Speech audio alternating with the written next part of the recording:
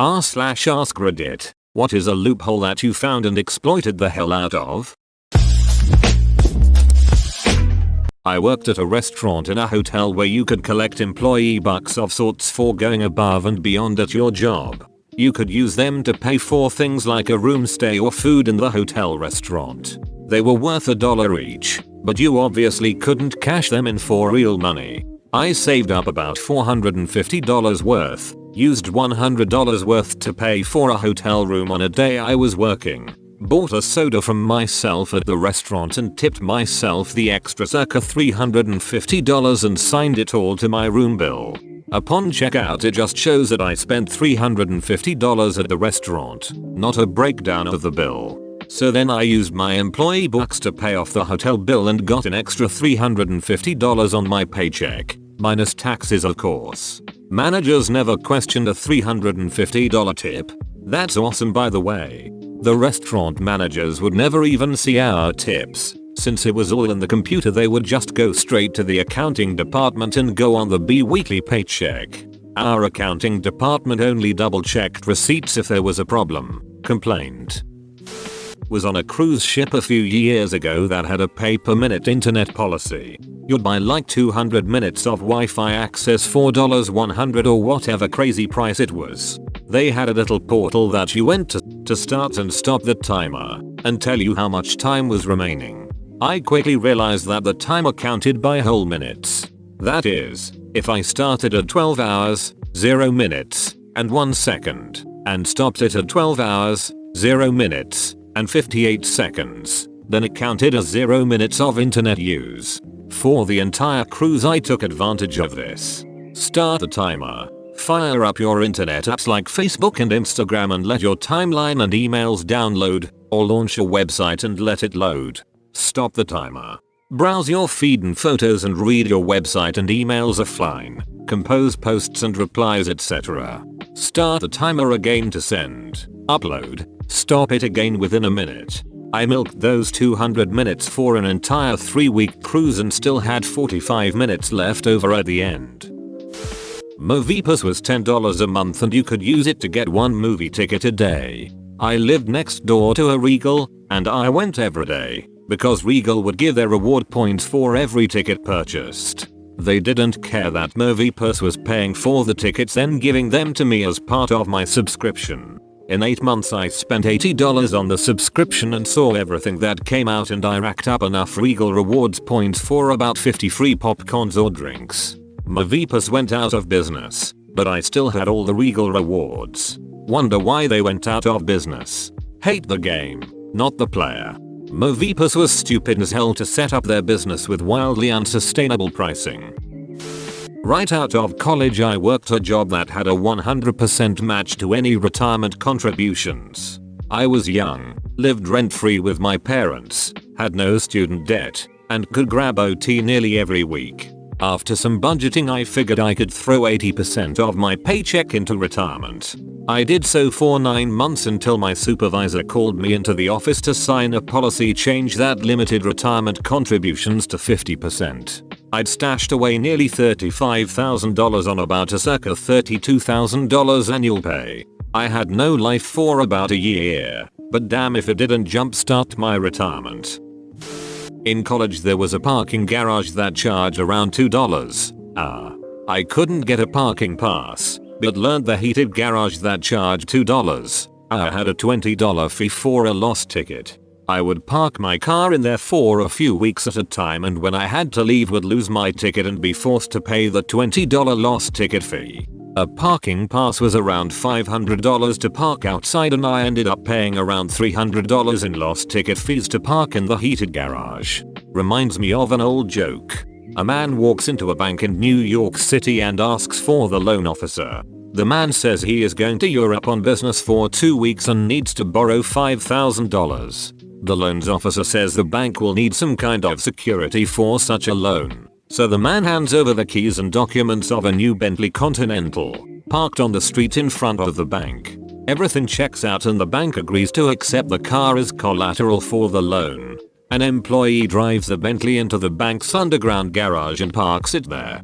2 weeks later, The man returns and repays the $5,000 plus interest, which is $15.41. The loans officer says, "We are very happy to have had your business and this transaction has worked out very nicely, but we are a little puzzled. While you were away, we checked you out and found that you are a rich man.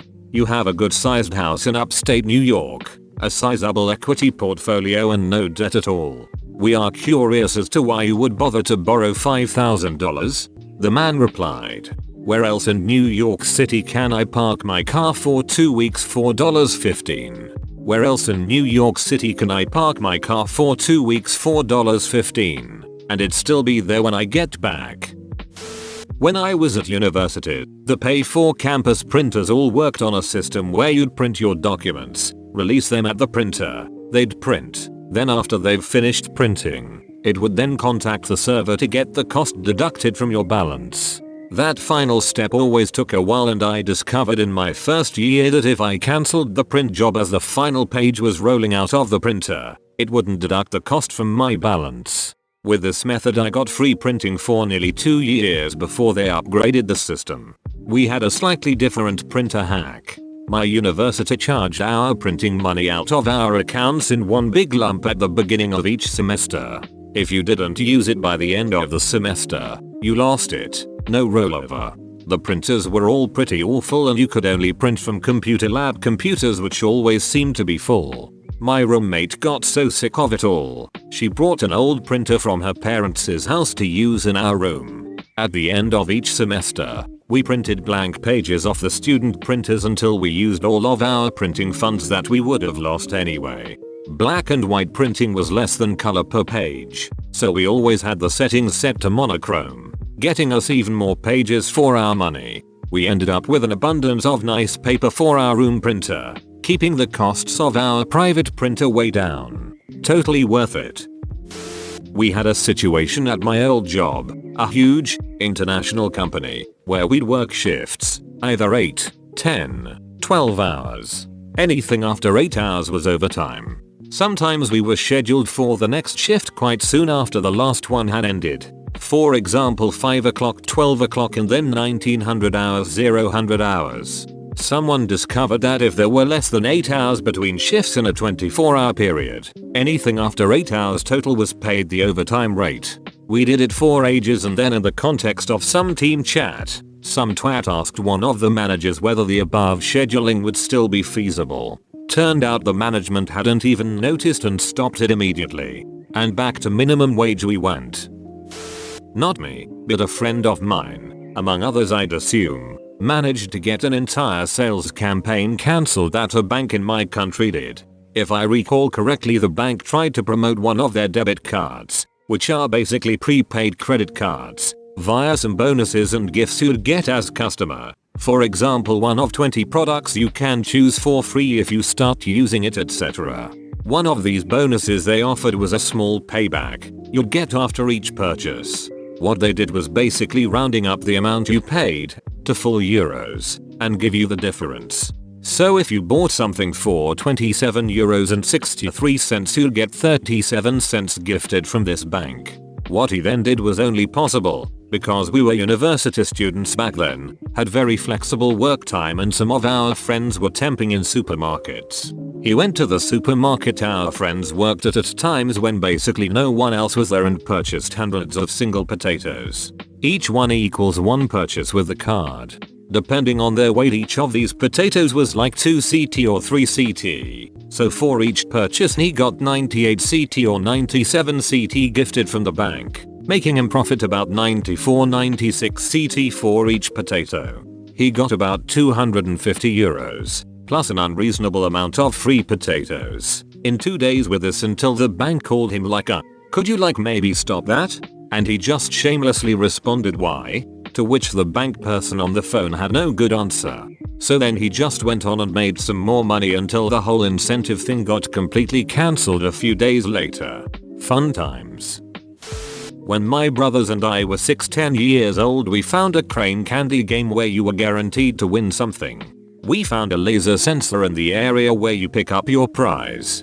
This indicated whether or not something had dropped. So, by holding the flap door open at the bottom the sensor was never triggered, so for 25 cents we nearly emptied the machine. Thanks Red Robin. Not sure if it counts as a loophole, but I worked at a books, music, video store when I was in high school. We were supposed to remove the in-training portion of our name tags after the first 2 weeks. I just left mine on so that customers wouldn't ask me questions. A full year of hardly anyone talking to me at work was the best full year of my life. I did that as a server. We didn't have name tags, but I always said I'm so sorry I'm a new server. People were nicer to me when I said that even though I had been serving 4 months. Hey, you tell me that every month. Congrats, you've made it to the end. You're a beast. Like and subscribe for more r/AskReddit content. It's free, so why not just do it?